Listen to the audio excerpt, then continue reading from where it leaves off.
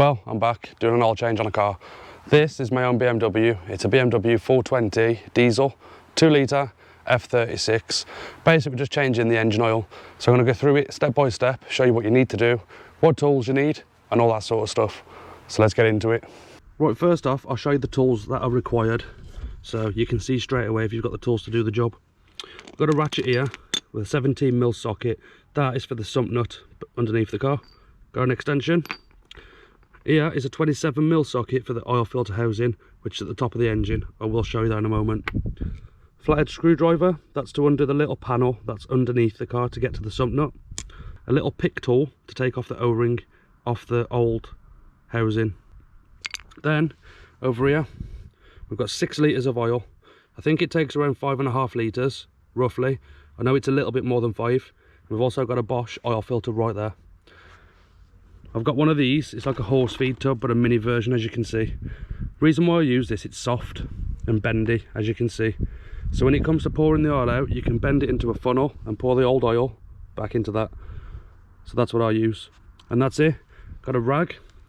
Also, that's to put around the oil filter housing when we're pulling it off to save any mess. And that is all you need. It's pretty simple. Anyone can do the oil change on this vehicle. What I'll do quickly now is show you the jacking points and show you the points that I use for the axle stands.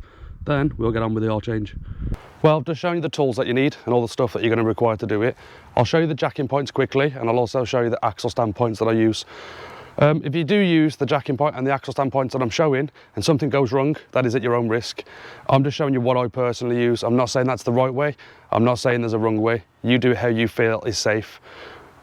We'll go through it now quickly. I'll show you where to jack it up and where I've personally put the axle stands. Then you give the car the shake test. A lot of people who do DIY mechanics will know what I mean by that. Once it's on the stands, you give the car a good hard shake. Make sure it stays on those stands. If it's going to fall off, it may cause a bit of damage, but you'd rather it fall off when you're not under it, if that makes sense. Anyway, I'll show you these jacking points now. Well, as you can see, the car's already jacked up. I've got it on 2 axle stands just to get the front end up and it's safe. I've moved away from the vehicle so you can see exactly where I'm going. The jacking point is down here, so come in, sort of under the passenger's door, and the jacking point is right here. I'll go closer, the angle may be bad.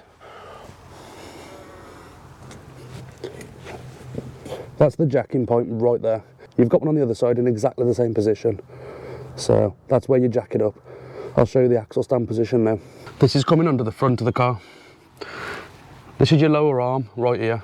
I've put the axle stand across the chassis, across the lower arm there, look. Don't put it on the lower arm because you will damage it. Keep it off it, but yeah, this is on the chassis. As you can see, I've got one that side. So let's get on with this oil change now.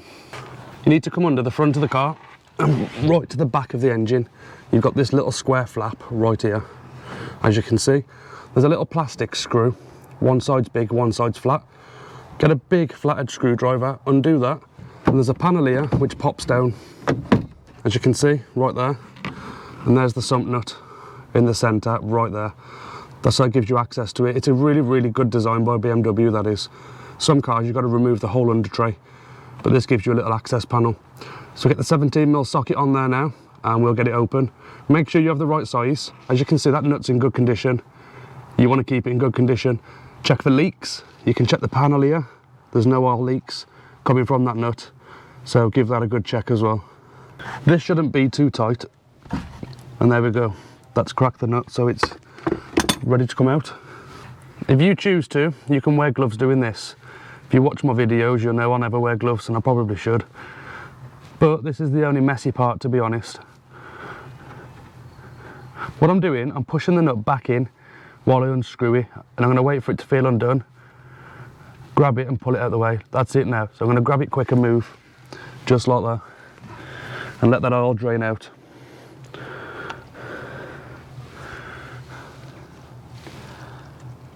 While that oil's draining like that, we'll go back up the top and start getting the oil filter housing off. Well, as you can see here, this is the front of the car. You come along towards the back of the engine on the right hand side, and you've got your oil filter housing right down there. It may look a bit shaded because of the sun, the way it's shining. I will try and put this camera in a position where you can see it. You need the 27mm socket for this, so we'll get on with that now. I'm sorry if the angle's a bit bad on the camera. Right, we've got the 27mm socket on.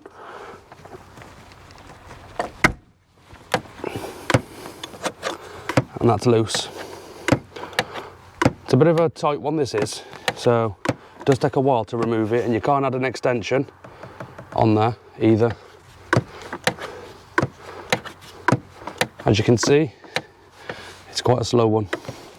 So I'll bring you back once it's nearly removed.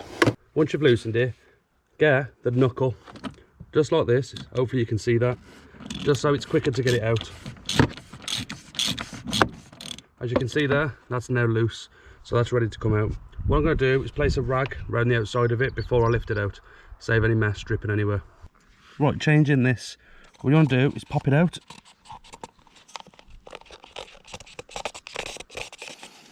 If you can. We've popped that out. If you look around the oil filter housing, you've got an O-ring right around here. So get the pick tool in, there's a little groove there to get in. Get that in and pop that one off.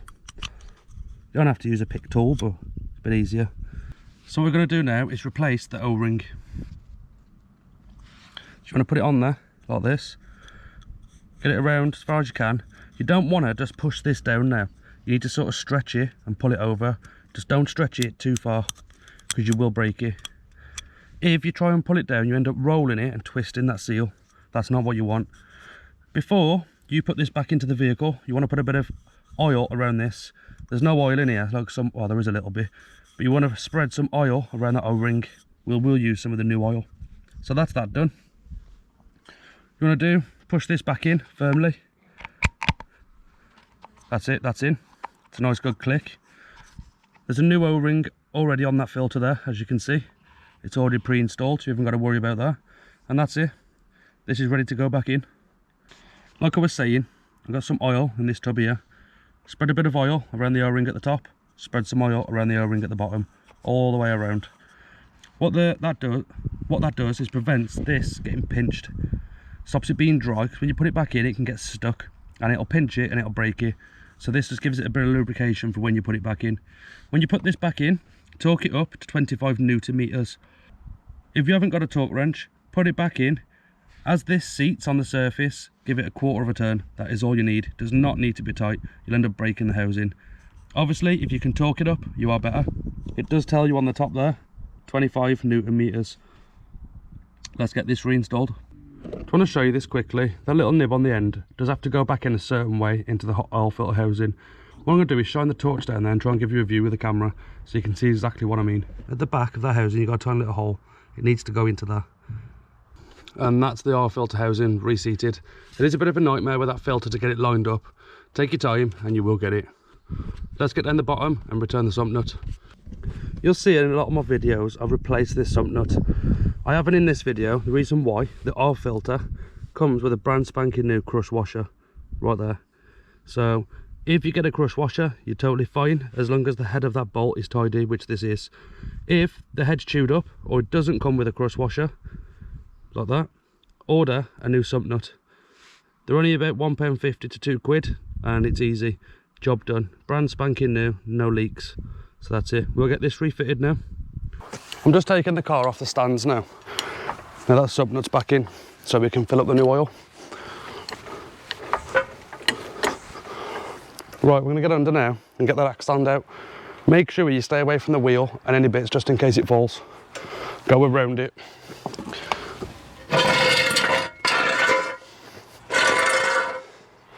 Then, with this type of jack, you twist the handle anti-clockwise slowly and let the car come back down slowly. Just like this. Now the car's back level, we'll put some new oil in. Right, filling up with new oil. Your engine oil goes in here. It's been undone. Get some new oil in. Take your time with this, you don't want to be spilling it everywhere. Add around 4.5 litres and just double check the level. Don't put it all in straight away because there will be residual oil left in the engine. You're not going to get it all out when you do an oil change. What we're going to do here is reset the oil warning. So press and hold the button down that left there. Press and hold it, keep it held down. Takes around 10 seconds. It says reset possible on the oil there. Press and hold it again. Comes up perform reset, press and hold it again. And that's it. It'll say reset in progress, it'll reset, probably back to 18,000 miles. It's reset back to 19,000 miles, and that's it, job done.